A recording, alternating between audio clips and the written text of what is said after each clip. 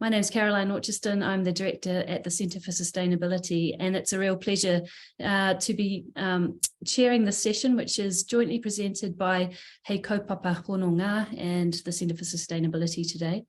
And we'd love to welcome Robert McLachlan to present his seminar today. Before I introduce Robert, I just want to remind everyone about the question and answer sort of protocol. So we'll be using the chat. If you have any questions along the way, just feel free to put those into the chat.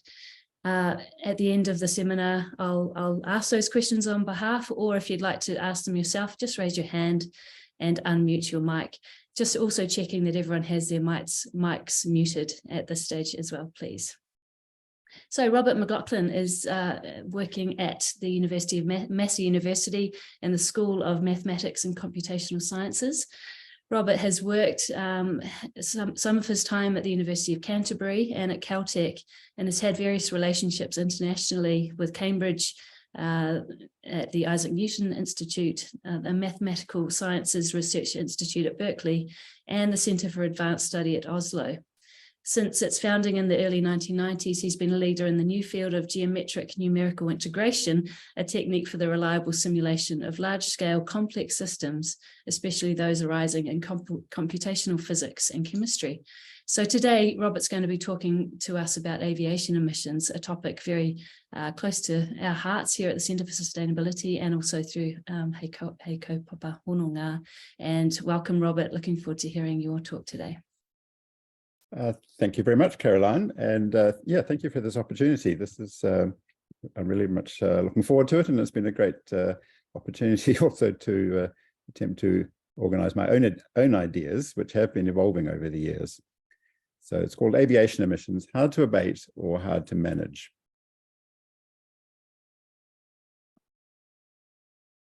So there is a problem. At the graph here, you see New Zealand's aviation emissions since 1990, the blue line being international aviation, just the outgoing flights only, and the red line being domestic aviation. And they've been rising steadily. In fact, the domestic aviation did decline for a period due to a cycle of improvement of the technology of planes, and then it increased again more recently. But it's really the increase in the international traffic, which increased steadily and then completely increased very rapidly, up 40% in just a few years. And this led to great discussion nationally, more about the effects of over-tourism rather than the actual environmental damage of the people getting here. But of course, they are both relevant. And from the industry's point of view, of course, the sudden plummet in 2020 was an existential threat to the industry. Some airlines went bankrupt internationally. But air travel is recovering again. In New Zealand, it's back to about 80% of pre-COVID levels already, and is expected to increase. So there's a problem. It's a large source of carbon dioxide emissions. And this was really why Paul Callister, who's an economist, and I started looking at this area a few years ago. It's a large area of fossil fuel burning that is, we thought, was not receiving enough attention, and it also has the capacity, proven ability to grow very rapidly. And we are in fact concerned that this could happen again in the future. In particular, all the airports in New Zealand are planning for growth. Say more about this later, but it's definitely on the cards in the current regulatory framework that aviation emissions could grow even further. And of course, the whole of society is somewhat conflicted by this. So here's a quote from Stuart Nash, who at that time was the Minister of Tourism. Very proud that Auckland was now the most connected airport to North America. And from Australasia, direct flights to 8 cities. And even since then, there's been a continuous stream of reports of new flights and higher frequency flights. Some of these are ultra long haul flights, Houston, Dallas, Chicago, New York. So they're even worse. Past a certain distance, the emissions per kilometre starts to increase again because you have to remove seats to carry more fuel. That's a problem. So there's clearly a problem, and the question is what is being done about it, or what could be done about it. So with Paul and I have written 2 papers on this. They both appeared in the same week, actually, although the first one there, which is more about technology solutions that was actually written more than a year ago, and it's just taken a while to appear in print. So our thinking had evolved in that time.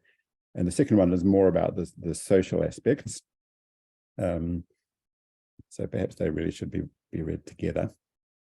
Now, I won't be giving all the details from these today. This is sort of more of an overview, but they are there if you want to look them up. And there's a very on-point cartoon from Chris Lane, a New Zealand cartoonist who is a genius. Now, the industry is doing something, and here's a typical scenario slide that you might see. This one comes from a large report called Making Net Zero Possible, Net Zero Aviation by 2050, which is the current goal. This was co-authored by a very large array of international consultants and industry bodies. So here you see current emissions, then they fall due to COVID, then they rise again. But in this pathway, you reduce gross emissions by 95%, and then you do some carbon capture to remove the last 5%, and then hooray, you've reached net zero. And the way this could be done, they suggest flying less, efficiency improvements, which is the light blue and the dark blue are efficiency improvements, sustainable aviation fuels, taking the yellow and the green, and novel propulsion, which is actually quite small. Novel propulsion is 12% of the reduction, 2% from electric and 10% from hydrogen. So that's the sort of pathway. And there are many reports like this that you see out there. But what I'm going to tell you is that all of such reports should be taken with a very large grain of salt. There are so many uncertainties and assumptions built into these things, and the modeling that goes into them. As you heard, I am a mathematician, and there is definitely a role for mathematical modeling. But in this case, there's almost nothing happening internal to the mathematical model, even though it may have been optimized for something or other. What you see here is entirely a function of the assumptions that went into it and what they wanted to get out of it. So what kind of, how do we do this work? Which was, when we started on this area, was new for both of us. Of course, the driving demand is from climate science. We have to reduce our emissions, and the IPCC draws on a lot of work, integrated assessment models, leading to a certain carbon budget for various degrees of warming. That can be allocated amongst various sectors. If you need new technologies, you can assess them and see what stage of development they're at. You can, if people aren't playing ball, you can have international agreements to try and pressure them to do more, all of this kind of thing. And that is, in fact, where a lot of the work in this area does take place. And that is the sort of, that's what we were thinking initially, and that is where we've been working. In a sort of a traditional policy advice framework. But as you can tell from all the white space I've left on my slide here, that is not the whole story. So what I'm going to do is I'm going to call this entire body of approach to the entire business, I'm going to call that World One, which I call the liberal order, for not meaning to be ironic, but I did hear Bronwyn Hayward on the radio the other day saying the liberal order is dead, but never mind. Of course, that's not the only world. So there's a lot of other things going on, which are very hard to make sense of, and in particular, very hard to fit together into a coherent overall framework. Each of these, so these are all really social factors, I would say. Of course, everything is a social factor, but these are different from the ones you might see in the top part there. I'll say a little bit about all these startups for electric planes and so on, and they get a lot of hype in the media and money rushes in. People think that that's going to be a solution, but I don't think it will be. Some people think we should be going even more into technology. Eco-modernism rely on all sorts of bizarre, unproved technologies. Of course, humanity's track record for dealing with new technologies and how they develop is not good at all. That's kind of the cascading consequences idea. You could call aviation a somewhat charismatic technology, namely it's just so high prestige and so people were willing to put enormous unreasonable amounts of resources into that sector because it's just so cool. And of course, to do something about it, to bring about a better future, something had to change. And again, there's a lot of dispute there about how things change, what's the best way to go about it. Personal is the political. The whole environmental movement seems to me to be split on this issue. So even a simple question like, should an academic be flying to a conference on the other side of the world?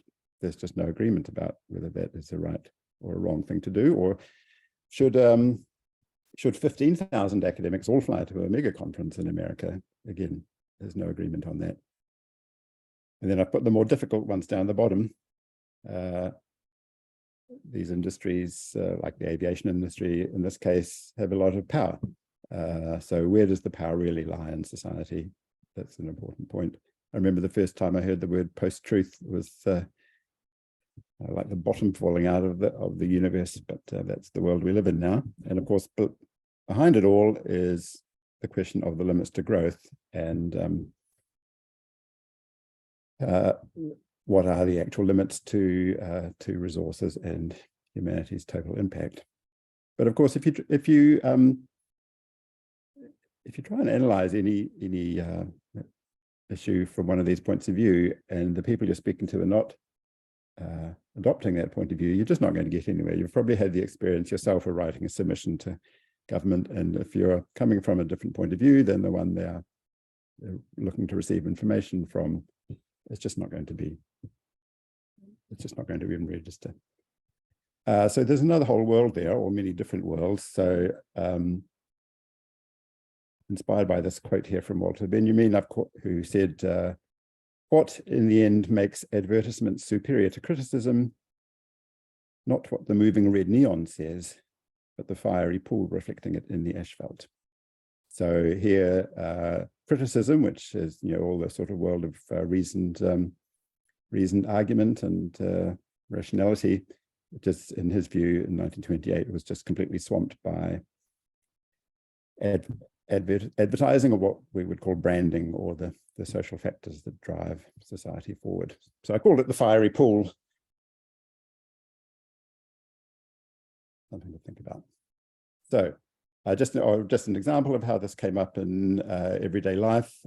Yesterday, basically, I'm a very keen follower of this website called Greater Auckland that looks at urbanism and transport and climate issues in Auckland. And they had a lengthy post on how the Auckland Council has set bold climate goals, but has been completely unable to compel Auckland Transport, who they nominally are in charge of, to actually follow their instructions. And this commenter said, there is no hope of a political solution. I sometimes think this blog seems to think that if you just get the facts and arguments right and pleads convincingly to the right people, their minds will be changed. No, they're just laughing at you. The urbanists have no socio-economic power which could force the bureaucracy to the table. So there is something to be said. That's not the whole story, of course, but there is something to be said for that. So this person's answer was grassroots urbanism. Everybody get on their e-bikes and create a more powerful force to oppose that. So the question now is a question that's been in my mind since I was about 8 years old, which is, now that I know that, what do I do? It's not so easy. How can you have an effect? How can you reconcile all of these different approaches in order to have some kind of positive effect? Well, what I can do is give the seminar and try to do a little sampler of different aspects of this problem from these different points of view. Okay, so on the technology side, which is where we sort of started out, there's been a lot of media coverage about these electric planes. Now, the first thing is they don't exist, right? So you see all these nice pictures. Those are just computer renderings. That plane there not only was not available to fly in, it has never even flown. It's never even been built or even designed. So it's, in a sense, it's complete fiction. But it got a lot of coverage, and Sounds Air and Nelson said, ordered 6 of them, and it was going to be flying in 2026, and it was all great across Cook Strait. So I looked into this project. It's from Hart Aerospace from Sweden. And at some point, initially everything was unclear, but at some point they released more information about how it was going to work. in particular, the crucial data was the weight of the batteries, 3,000 kilograms of batteries, and the energy density of the batteries, where I had to take current batteries, and I think I took the Tesla battery and I added 50% to account for some technological improvement. And I plugged it into the range equation for battery aircraft, and I got this same range that the company was claiming. So I felt like I was on the right track there in terms of understanding what was going on. However, there were two fundamental problems that I just couldn't get past. One was that the empty weight had to be far less than any other existing aircraft of that size. And they were proposing to build it out of aluminium rather than composites. And this is a very small composite aircraft. I just couldn't see any way past this that it could even be possible to build. And the second problem was the batteries won't be new. They will degrade over time.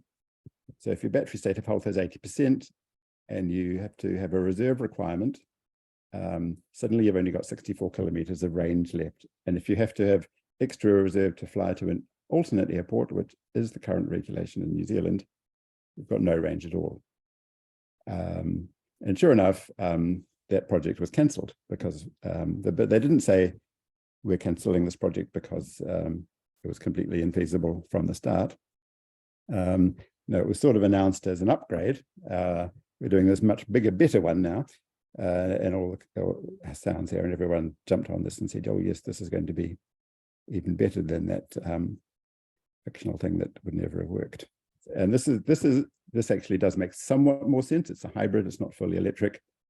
It's got several, the big bulgy bit on the bottom is for the batteries. It's now got 5 tons of batteries, but they're into a bigger weight class, so they don't quite have the same weight restrictions. They're now saying 2028. But it may happen one day. I don't think it's going to be flying commercially in 2028, but it may at some point, especially if battery technology improves. But it's sort of irrelevant anyway, right? We're talking any possible effect on overall aviation emissions by something like this is initially tiny and will be many decades down the track to have an effect. And in fact, you could do you could just run through any number of startups. So the one at the top there, the Alice, this is the one that Air New Zealand has signed a deal with. It's only 9 seats. So it's got even more of the weight taken up by batteries. It has flown, but it's now being redesigned. And again, it relies on new technology that doesn't exist. This one is completely ridiculous. This is actually a public company, so they've soaked up like several $1 billion of investors' funds, and it's really never going to work. This is the flying car segment. Now, the New Zealand government is supporting this one by allowing them to do test flights in the Mackenzie country, I believe. Now, again, the media coverage is so over the top. There was an article in the press claiming that they would do short hops for $3 a kilometre, $3 New Zealand dollars a kilometre. Now that's the price of renting an e-scooter. But this plane is going to cost $8 million. So the numbers that appear in the breathless press releases that are lapped up, they're all out by a factor of 1,000 or something. It's just ludicrous. Dearie me. And there are literally hundreds of air taxi startups. And then we have the hydrogen aircraft. Now this is backed at least by a big company, which gives it more credibility. They've walked back their initial claims, and they're now saying perhaps 2050 for a large hydrogen aircraft. So there's a terrible trouble in this entire segment of the industry. Money rushes in. The venture capitalists don't really vet their startups from an engineering side. The media laps it up, and the airlines say this is going to solve everything. Even if they worked, they wouldn't address aviation emissions, because these electric planes, for example, they're supposed to fly short hops. So what they want to do is introduce new air links between cities not currently linked by air, and that's their market.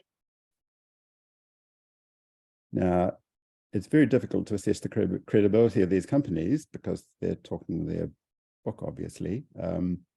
But it's also troubling that the media don't try and dig into it a bit more.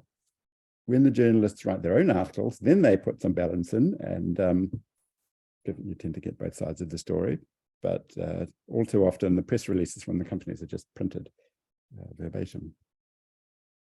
Similar problems with hydrogen, which is more plausible, I think, because it solves the range problem, but it introduces a whole lot of new problems. Here's a study by Ian Mason. If all New Zealand aviation were converted to hydrogen, you would need to double the current supply of electricity, which will all have to be from new renewable sources. You would need enormous quantities of hydrogen electrolyzers at the airport. And because it's terribly energy inefficient, you would need enormous amounts of new renewable supply. So this was just this number, 14,000 megawatts. That's just for Auckland, which is only like 60% of New Zealand aviation. So just to make the renewable energy, it's a really tall order in terms of resources and money. There was a hydrogen presentation in Christchurch a week or so ago where someone from Fabrum, which is a Christchurch hydrogen startup, he said, in the future, there will be unlimited amounts of renewable electricity available very cheaply, that's not a constraint at all. But of course, I think that's an open question at the moment. And then same problem on the technology problem. Technology, many things have to be done. And it all, not only are these all new technologies that have to be worked on from an engineering point of view, you now have to put them in a plane, which is again new, and it's a very safety conscious industry for obvious reasons. It's pretty far-fetched. And again, interesting from an engineering point of view, but mostly irrelevant to the question of emissions. So the most of the reductions rely on sustainable aviation fuel. So here's a positive headline about that and stuff. But the BBC had a in my view, a better headline. They said, how many dead pigs do you need to fuel an airplane? Turns out it's 8,800. Because the sustainable aviation fuel that Air New Zealand is getting is very likely made from beef tallow and used cooking oil, which is in somewhat limited supply and obviously not really sustainable in the long run. And it only counts as, the beef tallow only counts as low emission if you don't allocate any of the emissions of the cows to the tallow. If you allocate it all to the meat and call the tallow zero emission, then you're away laughing. But of course, it should properly be allocated by the energy content of the product, not according to the current system. So again, I don't want to be too much of a downer, but these pathways involving enormous quantities of sustainable aviation fuel are very far-fetched indeed. And the real problem there is the feedstock and the technology.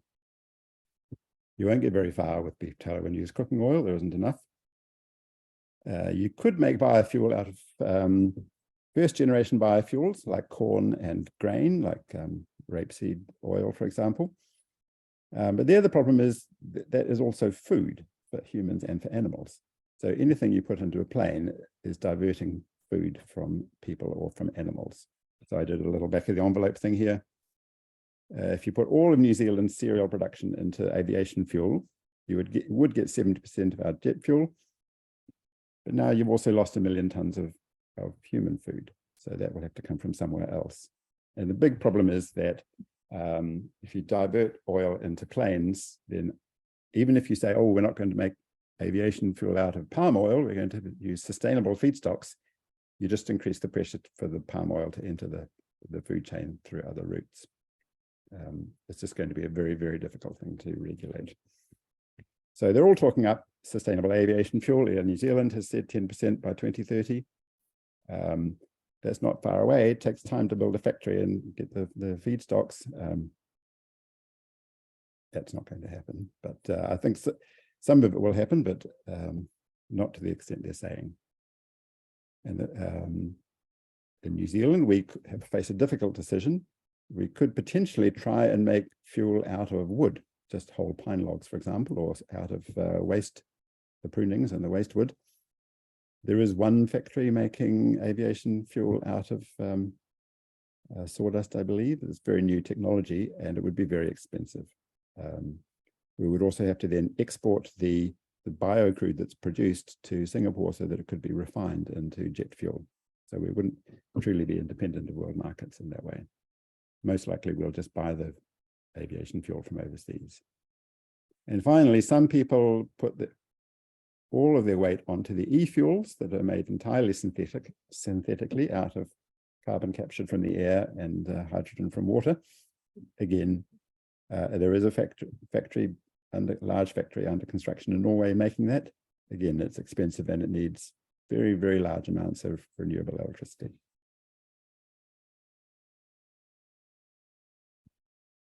So coming back to this scenario here, some of all of these things may happen. Very difficult to predict at what rate they would happen or what regulatory mechanisms could be brought in place to ensure that they do happen. But the real problem is growth. You see here that the total traffic is growing and industry wants to double by 2050. That is the projection, to go from 5 billion passengers a year to 10 billion by 2050, lots of which is projected to be in Asia, because under these models, the global economy is growing strongly, and all the new middle classes will want to fly, and they may all want to fly to New Zealand to have a holiday. If you were not growing the total number of passengers, of course, you would need much less energy inputs, and it would be much easier to reduce emissions just on a straight numbers game. So growth is the real blind spot of the industry. And when you raise this, I've been to, for my sins, I've sat through many, many hours of industry presentations, so which is great that they're all available online. But when this thing about growth is raised, you always get the reply, well, we can't just stop flying. But to my mind, there's a difference between plus 100%, which is what the industry wants to do, and minus 100% no flying at all, which is their basically a straw man counterfactual. What about 0% growth until we get the emissions side sorted out? How would that look? So that's why I'm trying to change this slogan that the industry likes to come out with: aviation is hard to abate. I'm trying to change that to aviation is hard to govern. It's essentially underregulated compared to other areas of the economy. So international aviation, it's not in the zero carbon bill, it's not in our carbon budgets, it's no carbon charge, no jet fuel tax, no GST on international flights. And there's no central planning of the industry in New Zealand. So each airport and airline is planning its growth independently. There's no overall plan for that. So just these three numbers here all come from the last month. Auckland Airport is planning $4 billion expansion, more gates. Each gate will handle bigger planes. Air New Zealand's ordered $3.5 billion in new planes. Queenstown Airport wants to double traffic. Of course, there's the proposed airport at Terrace, which again would add capacity. So that all looks bad, but on the other hand, we are supposed to be doing something about it, and there is a consensus that we should be doing something about it. It is covered by the Paris Agreement, and New Zealand Climate Change Commission will advise on bringing international aviation into the 2050 target. The industry is saying net zero. I don't believe they have a credible pathway yet, but at least they're saying it. And New Zealand joined these international commitments, again, for net zero aviation by 2050. Now, there is a question I don't have the answer to, which is, are these international agreements, do they mean anything more than, do they mean what they appear to mean? Because as I read it, we've signed an agreement agreeing to do all sorts of things that we haven't even begun to start working on yet. But maybe that's not what was intended. Maybe like this high ambition group, maybe that was just to ginger everybody up a little bit and hurry things along. A little bit of a mystery how international diplomacy works. However, we are clearly instructed by the International Civil Aviation Organization to lodge a plan, and that will have to be worked on. So one of the social factors, there is a question of what actually is a fair share for aviation emissions. there's only a fixed amount of carbon left to burn, assuming we meet any given degree of warming. And it's very, very unequal and skewed distribution of consumption of aviation. So this is a study from the EU. I don't have good data for New Zealand, but in the EU, 90% of people were averaging 0.1 tons of CO2 from aviation a year. So that's like one return flight from Auckland to Wellington. So most of the population of Europe are already living a 1.5 degree lifestyle as far as their flying is concerned. It's really the small number of very frequent flyers who are consuming a disproportionate share of the remaining budget. And they have a whole industry supporting them, essentially. So this picture here, this led to a strange development, which I was interviewed on the radio about Taylor Swift's private jet. And this started on this Instagram post by Kylie Jenner, who I had never heard of previously. She posted this picture, which is a normal sort of a thing that influencers might do on Instagram. There she is hugging her boyfriend, and her caption was, your plane or mine, because they both have their private jets here. And notice that they're not just a little private jet as they used to look in decades past. They're like absolutely enormous things. But the surprise was this led to a huge international backlash, which is still going on today. You've got protesters in Europe pouring orange paint all over private jets, and there's a movement to ban private jets in Europe. And so clearly some kind of consumption is too much for some people. Got a little quote from James Hyam in there, who's says we're already living in something of a Mad Max future with people living it up large while below are disappearing islands. Basically, they call this the imperial mode of living, in which you just live as if everything else is there to serve you, regardless of the consequences. So, growth, the amount of growth or degrowth must be part of the approach. And flying less is nothing to be afraid of.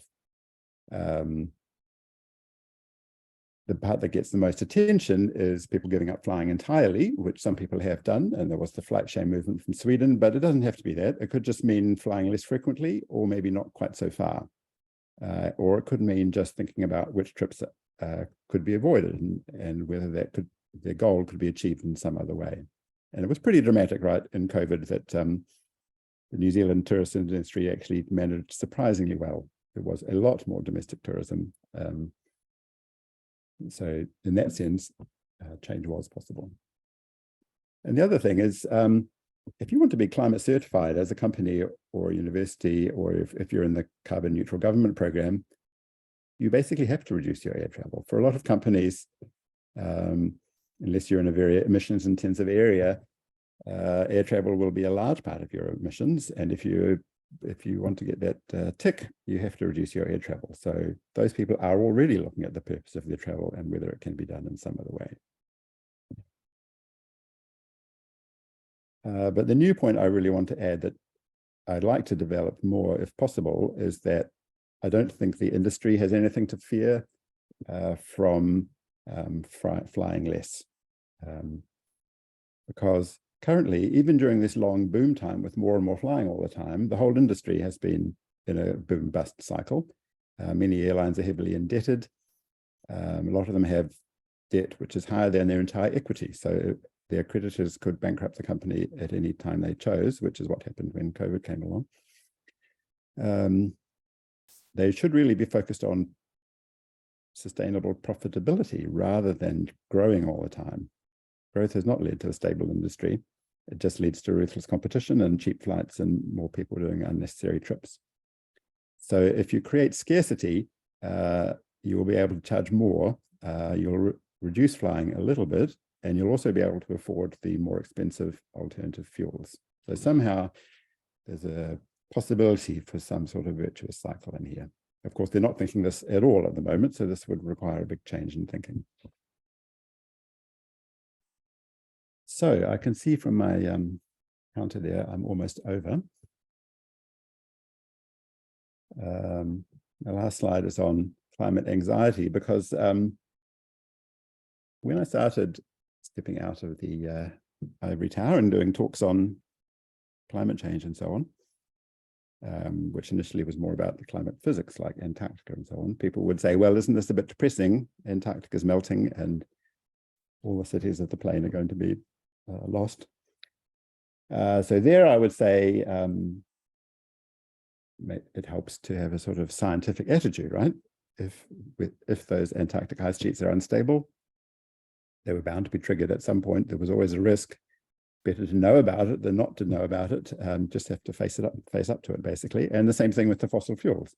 All that coal was lying around, waiting to be burned. It's a source of energy. It was almost inevitable that it was going to be burned and that we would have ended up at this where we are at some point. So that's what I tried to say. But that's sort of on the physics side. Now that I'm confronted with the human side, and in particular with this industry, which is just hell-bent on increasing its emissions, there's basically, in New Zealand, there is no other large section of society which is planning to increase its emissions, right? Transport and industry have peaked and are talking about how they can reduce emissions. The aviation industry is determined to increase its emissions, which is basically going to make it harder for everybody else. So coming face to face with that kind of behavior and power of that industry has been basically quite traumatic for me. So maybe now I'm starting to understand more about the phenomenon of climate anxiety. But then there's another problem too, which is the sort of contradictions between these different worldviews. And yeah, it's the question of the liberal order or the fiery pool. So pretty hard to I don't know if my talk is coherent, but tried to tell you what our thinking has been developing. Kind of hard to make conclusions, but we just stick to the liberal order side. We have to get the issue of aviation emissions onto the table more centrally. We have to do what we've promised to do internationally. And I believe the Avoid, Shift, Improve framework will work. So in particular, we're only looking at improve at the moment. We should also shift to other modes, and we should avoid air travel where possible. And absolutely critical issue, all of these huge investments in expanding capacity should be paused until emissions are addressed. And there is a current consultation open with the Climate Change Commission on bringing international aviation into the climate plan. So those are all sort of urgent things to do. Now, there's not very many people working in this issue, either in New Zealand or internationally, so it can feel a little bit overwhelming. You sort of feel like you've got not only the industry is against you, but also the public and the government are not really on the same side either. So it can feel like a bit of a challenge sometimes. There we go. Don't forget the fiery pool. Okay, thank you. Thank you so much, Robert. That was really thought-provoking, and the questions are coming online. So I'll start with the question from Ian Mason about the radiative forcing impact of New Zealand's aviation emissions. Could you elaborate a little bit on that, please? Yes, so thank you. And so in the charts there, and also in our reports, we've just looked at the carbon dioxide, just from the direct burning of the fossil fuels. But there's also what's called non-CO2 effects or radiative forcing effects, which are a whole variety of things, for the contrails, the water vapor, the nitrous oxides, and then downstream effects from more chemistry happening in the upper atmosphere. So they are estimated, if you were to include those, they would triple the climate impact of flying as practiced presently. It's not currently regulated. People are starting to look at it. It's quite complicated. Some of them are very short term. Some of those climate forcings are a matter of hours and days, so that if you could, people have argued that if you could just, for example, reroute the flights or fly at a different altitude or so on, you could actually avoid quite a lot of those immediately. So I think that story about what to do about the non-CO2 effects will continue to be more of a conversation than something actually doing anything about it. Yeah. Excellent, thank you. And Sheena's curious about your comment. Humanity's track record for dealing with new technologies and how they develop is not good at all. And she wondered if you could explain a little bit more about what you meant by that statement. Yeah, well, the car is an example, which you know, seemed like a good idea at the time, but it just grew out of all proportion. Its environmental impacts were not addressed. In fact, with New Zealand, only now does New Zealand have fuel efficiency standards for new vehicles at all. It's taken a long time to bring in, but of course it led to suburban sprawl and entire cities designed entirely around the car. So you see the similar thing in the aviation industry. It kind of generates its own growth by building airports and building planes and an advertising industry to go with it, and the travel industry. It just changes people's behavior until frequent flying starts to become normalized, which then builds more support for continuing that way of living. Yes, so that's my single sentence summary of human development and the environmental movement. Things tend to develop and they become so large that it makes it more difficult politically and practically to rein them in. Yeah.